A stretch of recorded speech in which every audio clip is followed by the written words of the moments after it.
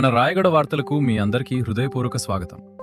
ఉత్కలాంధ్రుల ఆరాధ్య దైవంగా కొలువుదీరిన మజ్జిగౌరి అమ్మవారి ఆలయంలో ఆదివారం భక్తుల రద్దీ భారీగా పెరిగింది. గత 3 రోజులుగా కురుస్తున్న ఎడతెరిపిలేని వర్షాల కారణంగా ఆలయానికి వచ్చిన భక్తులు తీవ్ర ఇబ్బందులు ఎదుర్కొన్నారు. ఆలయ అభివృద్ధి పనులు కొనసాగుతున్న నేపథ్యంలో ప్రాంగణం బురదమయంగా మారడంతో భక్తులు నడవడానికే ఇబ్బంది పడ్డారు. మొక్కుబడులు తీర్చుకున్న అనంతరం అమ్మవారి సన్నిధిలో వంటావార్పులు చేసుకుని ప్రసాదం స్వీకరించడం ఆనవాయితీ. అయితే వర్షం కారణంగా ఉన్న వంటశాల సరిపోకపోవడంతో పలువురు భక్తులు బహిరంగ ప్రదేశాల్లోనే వంట చేయాల్సిన పరిస్థితి ఏర్పడింది.